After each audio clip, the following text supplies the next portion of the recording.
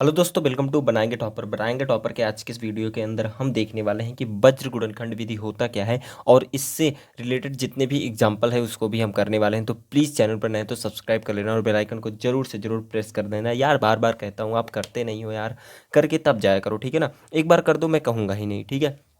हालांकि मुझे कहना पड़ेगा क्योंकि न्यू सब्सक्राइबर भी तो आते हैं। चलो देखते हैं वज्र गुणनखंड विधि होता क्या है, इसको पहले तो क्लियर करते हैं। देखो, वज्र गुणनखंड विधि में जैसे कि आपको हमने कराया था बहुत ही आसानी से प्रतिस्थापन विधि। उसके बाद हमने करा, पहले तो हमने ग्राफीय विधि कराया था, उसके बाद प्रतिस्थापन विधि, उसके बाद विलोपन विधि। अब हम पहुंच चुके हैं अपनी जो चौथी विधि है, इसी टाइप के क्वेश्चन सॉल्व करने की जो चौथी विधि विधि है वो है वज्र गुणनखंड विधि।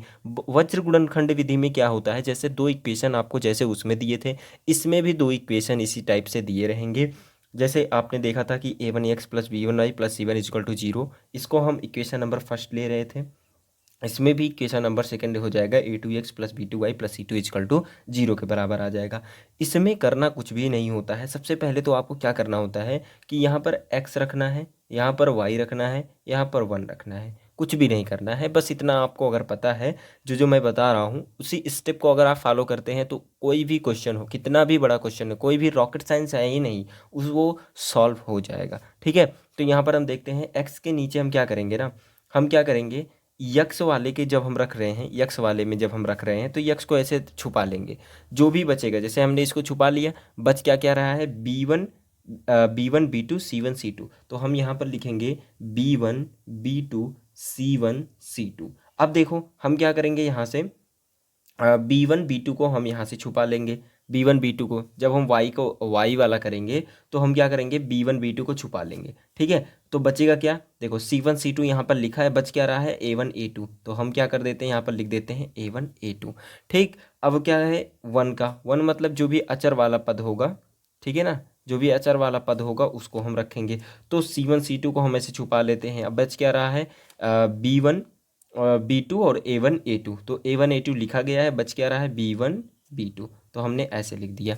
यही चीज़ आपको याद रखना है कि आपको इसमें लिखना कैसे होता है। बस जो भी उसके गुणांक दिए गए हैं, यक्स के गुणांक यहाँ यक्स के गुणांक अगर आप ले रहे, मतलब यक्स का अगर ले रहे हो तो y और जो भी अचर का होगा उनका गुणांक आपको यहाँ लिखना है। जब आप y को ले रहे हो तो y को छोड़ करके यक्स और c का आपको लेना है। फिर जब आप 1 का ले रहे हो तो यहाँ पर जो है आपको a1 a2 लेना है और यहाँ से b1 b2 लेना है। ये बात आपको याद रहनी चाहिए। बस आपको कुछ, अब तो एकदम आसान हो चुका है क्वेश्चन। क्वेश्चन में अब मतलब ये जो विधि है ये एकदम आसान हो चुकी है। अब क्या करना है, बस यहाँ पर आपको तीर के निशान ऐसे लगा देने हैं, कुछ भी नहीं करना है, बस ऐसे आपको तीर के निशान लगा देने हैं, ठीक। ठीक, इतनी बात समझ में आई। अब हम क्या करेंगे, यहाँ पर यक्स रखेंगे और पूरे का बटे लगा देंगे। b1 का गुणा हम किसके साथ कर देंगे, c2 के साथ। तो b1 c2, बीच में माइनस लगाएंगे, क्या हो जाएगा b2 c1। और यहाँ से आ जाएगा y बटे, इसी टाइप से यहाँ से c1 a2 minus c2 a1, ठीक। और बराबर हो जाएगा 1 बटे, और यहाँ से आ जाएगा a1 माइनस a2 यही चीज़, यही प्रोसेस आपको याद रहनी चाहिए। बाकी ये क्वेश्चन आपका बहुत ही आसानी से होने वाला है, बहुत ही इजी वे में होने वाला है। मुझे लगता है कि आपको वो भी नहीं देखना होगा कि प्रतिस्थापन विधि भी आप कहोगे बहुत ही मतलब सरल उतना नहीं है, या विलोपन विधि उतनी सरल नहीं है जितनी वज्र गुणनखंड विधि है, ठीक है। अब क्या है, अब हमको करना क्या होता है, इसके अंदर यक्स और वाई के मान निकलेंगे कैसे, जब हम इनको सॉल्व करेंगे तो नीचे क्या होगी, जैसे ये तो क्या होंगे, गुणांक होंगे, तो कोई ना कोई एक डिजिट होगा, नंबर होगा। तो नंबर को माइनस करेंगे तो एक नंबर मिलेगा, यहाँ पर भी नंबर मिलेगा और यहाँ पर भी नंबर मिलेगा। तो हम जो भी, जैसे मान लो आ गया यहाँ पर x/8 आ गया, ठीक। तो x/8 को हम किसके बराबर कर देंगे, इस वाले के बराबर कर देंगे। और यहाँ पर भी किसके किसके बराबर आ जाएगा, मान लो y/3 आ गया, तो y/3 को हम किसके बराबर कर देंगे, इसके बराबर। भाई तीनों आपस में तो बराबर हैं, इसको इसके बराबर कर देंगे, इसको इसके बराबर कर देंगे। तो हम जब बराबर करेंगे तो वहाँ से हमें x की वैल्यू मिल जाएगी जब इन दोनों को बराबर करेंगे, और इन दोनों को जब हम बराबर करेंगे तो वहाँ से हमको y की वैल्यू मिल जाएगी। अभी एक उदाहरण देखते हैं तो आपको ये पूरा प्रोसेस समझ में आ जाएगा। कुछ बच्चे तो पूरी तरीके से भटक चुके होंगे क्योंकि उनको तो थोड़ा बहुत कठिन लग रहा होगा, लेकिन बहुत ही ईजी है। पहले तो क्या करना, मैं एक बार और रिपीट कर देता हूँ, हालांकि आप पीछे वीडियो करके देख लेना, ठीक है, नहीं तो टाइम आपका वेस्ट होगा, वीडियो की लेंथ बड़ी होगी। आप थोड़ा सा दिक्कत में आ जाओगे, ठीक है ना। इसीलिए तो आप पीछे करके, जिसको ना समझ में आओ देख लेना, ठीक। बार बार रिवीजन करोगे, एक दो बार क्वेश्चन करोगे तो अभी समझ में आ जाएगा, ठीक है। चलिए करते हैं फटाफट से। देखो क्या लिखा गया है कि बेंगलोर के एक बस स्टैंड से हम 2 टिकट मल्लेश्वरम के तथा 3 टिकट यशवंतपुर के खरीदे तो कुल लागत 46 रुपये है, परंतु यदि हम 3 टिकट मल्लेश्वरम के और 5 टिकट यशवंतपुर के खरीदे तो कुल लागत 74 रुपये है। बस स्टैंड से मल्लेश्वरम का किराया तथा बस स्टैंड यशवंतपुर का किराया ज्ञात कीजिए। बहुत ही आसान सा है। सबसे पहले तो हम यहाँ पर लिखते हैं मल्लेश्वरम का किराया बराबर यक्स, लिखते हैं मल्लेश्वरम या मल्लेश्वर आप लिख सकते हैं। मल्लेश्वरम पूरा लिख देते हैं। मल्लेश्वरम का किराया बराबर यक्स रुपये, और यहाँ से आ जाएगा यशवंतपुर में, यशवंतपुर का किराया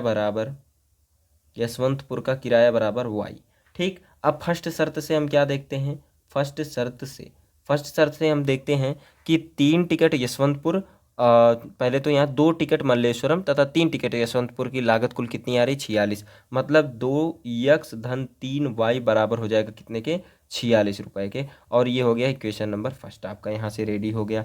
अब देखते हैं और सेकंड शर्त से हम क्या देखते हैं, सेकंड शर्त से हम देखते हैं कि ये हो जाएगा आपका 3 टिकट मल्लेश्वरम तथा 5 टिकट यशवंतपुर खरीदे तो कुल लागत 74 रुपये। तो यहाँ से आ जाएगा 3x धन 5y बराबर आ जाएगा यहाँ से 74, और ये आ गया इक्वेशन नंबर सेकंड, ठीक है।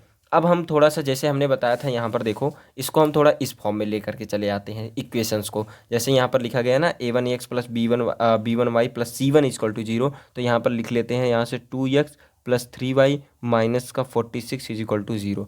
अब इसको आप इक्वेशन नंबर फर्स्ट वही रहने दो, कोई दिक्कत नहीं है क्योंकि बात तो एक ही है। अब यहाँ से हम क्या करेंगे, 3x प्लस का 5y माइनस का 74 इक्वल टू 0। अब आपको जो है इस फॉर्म में मिल गया है। अब हम जैसे जैसे इसमें दी गई वैल्यू को वैसे वैसे रख देंगे। जैसे हम यक्स को ले रहे हैं तो इसको यक्स को छुपा लेते हैं, बाकी दोनों को लिख देंगे, ठीक है ना। जैसे यहाँ पर है ना, यक्स को छुपाएंगे, बाकी दोनों को लिख देंगे, इससे और इससे मतलब होगा। जब हम वाई को लिख रहे हैं तो हम इससे और इससे हमारा मतलब होगा, ठीक है ना। तो यही 2 इक्वेशन से आपको जो है ध्यान देना है। जैसे हमने यक्स लिखा यहाँ पर, तो यहाँ पर भी हम यक्स लिख देते हैं, दोनों में कंपेयर देखते चलना, ठीक है ना। तो यहाँ पर हमने यक्स लिख दिया, ये y हो गया, यहाँ पर 1 हो गया। अब देखो यक्स को जब हम ले रहे हैं, जैसे इन दोनों को ही तो आपको देखना है, थोड़ा सा हम इसको कर देते हैं जिससे आपको अच्छे से दिखे।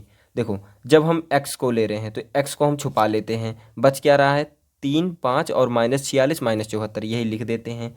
3, 5 माइनस का 46 और माइनस का 74 आ जाएगा। अब देखो जब हम y को ले रहे हैं, y को छुपाएंगे, देखो ये दोनों चीज़ें तो पहले से यहाँ पर अवेलेबल हैं, बाकी बच क्या रहा है 2 और 3, तो यहाँ पर हम लिख देते हैं 2 और 3। अब देखो अब हमारा y भी हो गया। अब हमको c वाला लेना है तो हम c को छुपा लेते हैं, बच क्या रहा है 2, 3, 3, 5। देखो 2, 3 लिखा गया है, 3 और 5 लिखना है, तो यहाँ पर हम लिख देते हैं 3, 5। बहुत ही आसान सा था ना।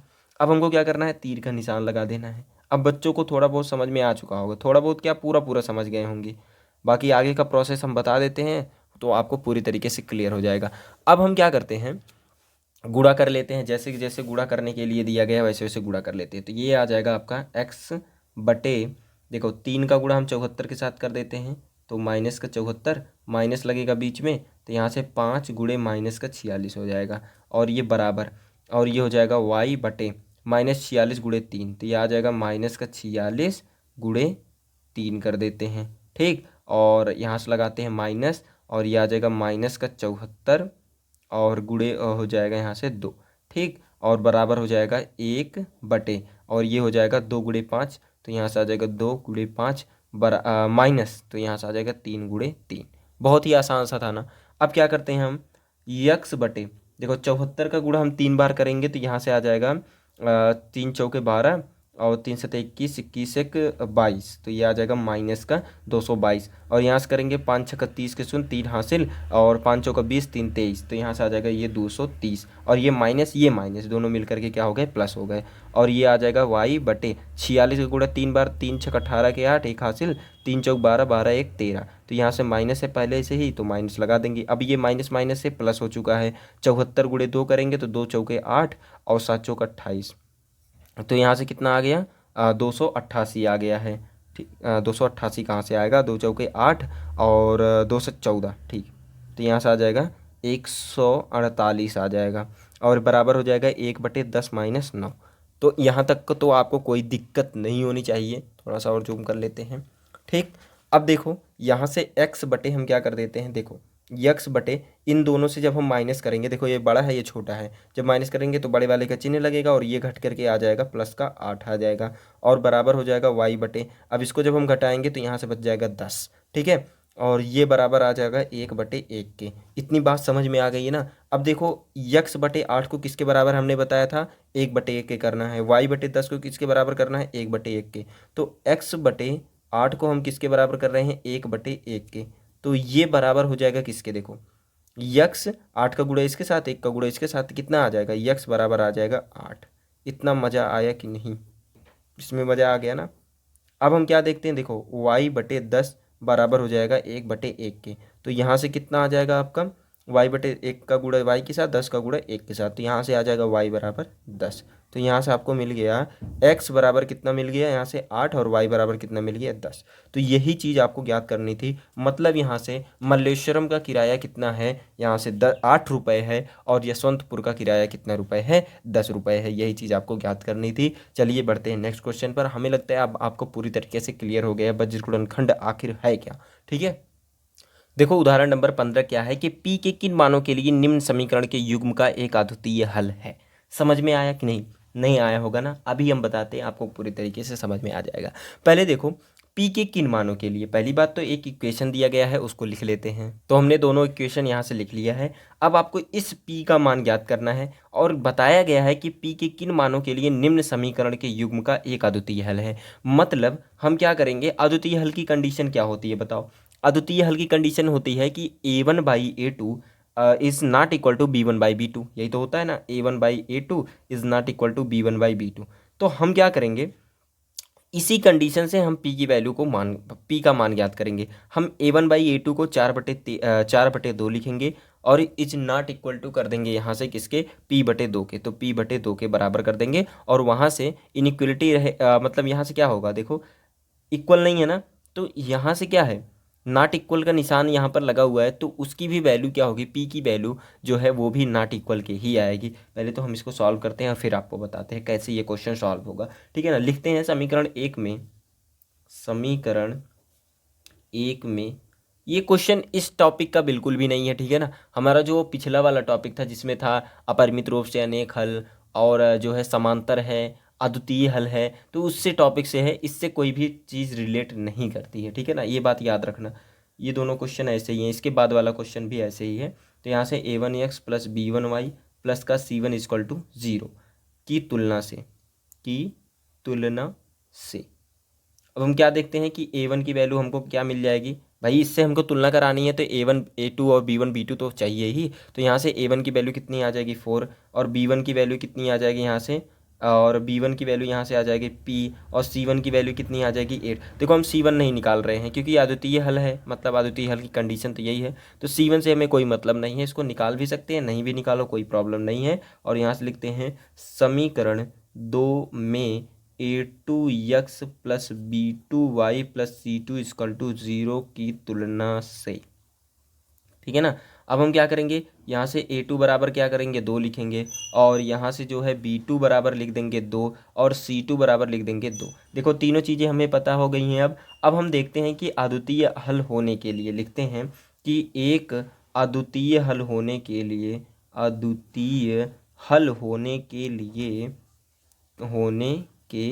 लिए क्या कंडीशन होती है कि a1/a2 is not equal to b1/b2। यही तो होता है ना, b2। अब हम क्या करेंगे, a1/a2 is not equal to b1/b2। अब देखो a1 की वैल्यू हमने निकाली है 4 और a2 की वैल्यू निकाली है 2 और b1 की वैल्यू निकाली है p और यहाँ से b2 की वैल्यू है 2। हमको p चाहिए और इज़ नॉट इक्वल टू भी है और हमको क्या चाहिए, यहाँ से p चाहिए। देखो 2 दूना 4 और 2 का गुणा इसके साथ हो जाएगा तो ये आ जाएगा 4 हो जाएगा और p is not equal to 4 हो जाएगा। तो मतलब क्या है इसका कि 4 के अतिरिक्त p के लिए समीकरण युग्म का एक अद्वितीय हल होगा। मतलब 4 तो नहीं होगा पहली बात, ठीक है। 4 के अतिरिक्त जितने भी मान होंगे वो जो है समीकरण युग्म का एक अद्वितीय हल होगा, मतलब 4 तो नहीं होगा। ये कहने का मतलब इनइक्वलिटी यही बताती है कि जो इक्वल नहीं है, इनइक्वलिटी मत पढ़ो, यहाँ पर जो है जो इक्वल नहीं है वो यही चीज़ बता रही है कि 4 के अतिरिक्त p के मान के लिए समीकरण युग्म का एक अद्वितीय हल होगा, मतलब 4 का मान हो ही नहीं सकता, बाकी के जितने भी मान होंगे वो सारे p के मान हो सकते हैं। लो भैया, हमने यहाँ पर लिख भी दिया कि 4 के अतिरिक्त p के मान के लिए समीकरण युग्म का एक अद्वितीय हल होगा। ठीक है ना। अब बढ़ते हैं नेक्स्ट क्वेश्चन की तरफ। हमने बताया था नेक्स्ट क्वेश्चन भी सेम इसी की तरह ही होने वाला है, तो यहाँ पर हम फटाफट से क्वेश्चन पर आ जाते हैं। यहाँ पर देखो आ गए हम क्वेश्चन पर। तो ये दिया गया है कि के किस मान के लिए निम्न समीकरण के समीकरणों के युग्म के अपरिमित रूप से अनेक हल होंगे। पहले तो इक्वेशन लिख लेते हैं। सेम वही क्वेश्चन है आपके सामने। यहाँ पर देखो हमने दोनों चीज़ें लिख ली हैं। पहले तो कंपेयर कर लेते हैं। A1 B1 C1 और A2 B2 C2 की जो वैल्यू है वो फटाफट से निकाल लेते हैं। तो यहाँ पर लिखेंगे समीकरण 1 में A1x plus B1y plus C1 equal to 0 की तुलना से। तो हमने लिख दिया A1 बराबर के, B1 बराबर 3, और देखो C1 की वैल्यू क्या होगी, देखो माइनस के साथ क्या है K माइनस 3। ठीक है ना। इसको हम पूरा पूरा लिखेंगे यहाँ पर, तो माइनस K माइनस का 3 लिख देंगे। अब देखो समीकरण 2 में A2x plus B2y plus C2 equal to 0 की तुलना से, देखो तुलना से हम क्या करते हैं, A2 बराबर कितना आ जाएगा 12, और B2 बराबर कितना आ जाएगा K, और C2 बराबर कितना आ जाएगा माइनस का K बराबर हो जाएगा यहाँ से 0 हो जाएगा। अब देखो पिछले वाले क्वेश्चन में क्या था कि वहाँ पर जो है क्या बोला था, अद्वितीय हल होने के केस में था। अब यहाँ क्या है, अपरिमित रूप से अनेक हल होंगे। तो मतलब के का मान उस केस में ज्ञात करना है जब इन दोनों समीकरण के लिए अपरिमित रैखिक समीकरणों के जो युग्म है वो अपरिमित रूप से अनेक हल हों। तो क्या करना है आपको, अपरिमित रूप से अनेक हल कौन सा कंडीशन होता है बताओ, क्या होता है, A1/A2 equal to B1/B2 equal to C1/C2, यही तो होता है। तो हम इसी कंडीशन का यूज़ करके हम क्या करेंगे, जो के का मान है वो ज्ञात करेंगे। तो सबसे पहले लिखते हैं कि अपरिमित रूप से अनेक हल होने के लिए, देखो ये कंडीशन होती है ना, A1/A2 equal to B1/B2 equal to C1/C2 होती है। अब हम क्या करते हैं कि फर्स्ट वाले जो भी ए इक्वेशन है इन दोनों को पहले पकड़ते हैं। ठीक है। यहाँ से हम जो है ज्ञात करते हैं, जैसे A1/A2 ले लेते हैं और B1/B2, भाई तीनों इक्वल है, हम दो को भी तो इक्वल कर सकते हैं। तो यहाँ पर हम लिखते हैं कि जो A1 की वैल्यू है वो कितनी आ गई है K, और B1 की जो वैल्यू है वो कितनी है 3, हाँ A2 की वैल्यू हमको रखना था ना, तो यहाँ से आ जाएगा 12। ठीक। और B1 की वैल्यू कितनी यहाँ पर दी गई है, B1 की वैल्यू भैया 3 है, और B2 की वैल्यू कितनी है K। अब देखो यहाँ से कितना आ जाएगा, K का गुणा K में करेंगे तो यहाँ से मिल जाएगा आपको K स्क्वायर, और बराबर आ जाएगा 12 दूने कितना आ जाएगा यार, यहाँ पर 12 तो नहीं है, थोड़ा सा देखते हैं, नहीं 12 ही है। तो यहाँ से 12 गुणा 3 में करेंगे तो 12 यहीं 36 हो जाएगा, और के की जो वैल्यू आ जाएगी यहाँ से प्लस माइनस का कितना आ जाएगा, प्लस माइनस और के का करेंगे तो अंडर रूट कितना आ जाएगा, यहाँ से 36 आ जाएगा। ठीक। और यहाँ से जब हम इसको रूट को हटाएंगे तो के की वैल्यू कितनी आ जाएगी, यहाँ से माइनस प्लस माइनस 6 आ जाएगा यहाँ से। तो के की वैल्यू हमको क्या मिल गई यहाँ से, प्लस माइनस का 6। ठीक है। तो आप क्या कर सकते हो, यहीं पर ही आपका आंसर हो जाता है। तो आप के का मान यहीं से भी बता सकते हो, या आप एक केस और लेकर चलना चाहते हो भाई, इससे भाई कोई ऐसा खुरापाती लड़का होगा वो कहेगा भैया हम B1/B2 is equal to C1/C2 नहीं ले सकते हैं, चलो उसका भी निदान कर देते हैं यहाँ पर, उसके भी क्वेश्चन का निदान हो जाएगा यहाँ पर। तो यहाँ पर हम लेकर चल रहे हैं कि B1/B2 is equal to C1/C2। तो B1/B2 क्या है, यहाँ पर B1 की वैल्यू 3 और B2 की वैल्यू K, C1 की वैल्यू दी गई है माइनस का, भाई ये ज़्यादा मेहनत करवाएगा हमसे, हम समझ रहे हैं। जो बच्चा ये कह रहा है कि हमको भाई इसको भी बताओ, तो देखो माइनस से ये माइनस कैंसिल आउट हो जाएगा, और यहाँ से 3, और देखो ये के है और ये के इधर जाएगा, ये के दोनों कैंसिल हो जाएगा। ठीक है। थोड़ा सा सॉल्व करें क्या, चलो सॉल्व ही कर लेते हैं। पहले तो इसको हम इधर लेकर जाएंगे तो ये 3 के बराबर आ जाएगा के इंटू के माइनस का 3, ये आ जाएगा 3 के बराबर आ जाएगा यहाँ से के स्क्वायर माइनस का आ जाएगा 3 के। ठीक। इतना समझ में आया कि नहीं आया। अब देखो ये चीज़ उधर जाएगी तो यहाँ से आ जाएगा के स्क्वायर बराबर 3 के प्लस कितना आ जाएगा 3 के प्लस 3 के। ठीक। तो ये आ जाएगा के स्क्वायर बराबर आ जाएगा 6 के। ठीक 6 के। अब के की वैल्यू हमको चाहिए, देखो यहाँ से के यहाँ से के, या हम क्या करते हैं यहाँ पर, अब देखो यहाँ पर के स्क्वायर को जब हम रूट में इधर लेकर जाएंगे तो के का कौन सा ऐसा मान रखेंगे जिससे जो है ये क्या बन जाए, स्क्वायर बन जाए। तो यहाँ पर हम जान रहे हैं कि यहाँ पर 6 गुणे अगर 6 कर देते तो यहाँ पर हो जाएगा 36, और के की जो वैल्यू आ जाएगी अंडर रूट आ जाएगी 36 प्लस माइनस, और के की वैल्यू यहाँ से आ गई प्लस माइनस का 6। यही आपको करना था, ठीक है। अच्छा, यहाँ पर एक चीज़ और हो सकता था, के की वैल्यू आपने पहले से ही निकाली है, लेकिन कुछ बच्चे इसमें क्या हो जाते हैं, कन्फ्यूज हो जाते हैं कि प्लस यहाँ पर भी होगा, माइनस भी हो सकता है, लेकिन जब रूट आ जाता है ना, तो जैसे आप -6 आप ले लिए, तो अगर आप स्क्वायर भी लगा देते हैं तो छछांग 36 कर दोगे यहाँ पर, जब के की वैल्यू रखोगे तो यहाँ पर क्या हो जाएगा, माइनस का 36 आ जाएगा और अंडर रूट लग जाएगा, तो ये आयोटा के फॉर्म में बदल जाएगा। तो ये आयोटा आपको जो है अभी नहीं पढ़नी है, क्लास 11th में पढ़ना है। तो इतनी बात आपको याद रहनी चाहिए, और के की वैल्यू यहाँ से भी आ सकती है और के की वैल्यू यहाँ से भी आ सकती है। बहुत ही आसान सा क्वेश्चन था। तो आज के लिए इतना ही, और अगले वीडियो में हम बात करेंगे 3.5 के जो क्वेश्चंस वगैरह हैं, सब कुछ एकदम आसानी से हम आपको शॉर्ट में करवाने वाले, शॉर्ट क्या बोले यार, पूरे अच्छे तरीके से करवाएंगे, कोई दिक्कत उसमें नहीं होगी। तो प्लीज़ चैनल पर नए तो सब्सक्राइब कर लेना और बेल आइकन को जरूर से जरूर प्रेस कर देना, जिससे आपको रोज़ आने वाली नोटिफिकेशन जो है मिलती रहे, और रोज़ 7:30 बजे आपको, रात को 7:30 बजे, कहने का मतलब 19:30 पर आपको जो है, चाहे आप 19:30 ले लो, चाहे आप 7:30 बजे ले लो, आपको जो है वीडियो मिल जाएगी। ठीक है, तो आज के लिए इतना ही। Thank you, have a nice day. वंदे मातरम, जय हिंद।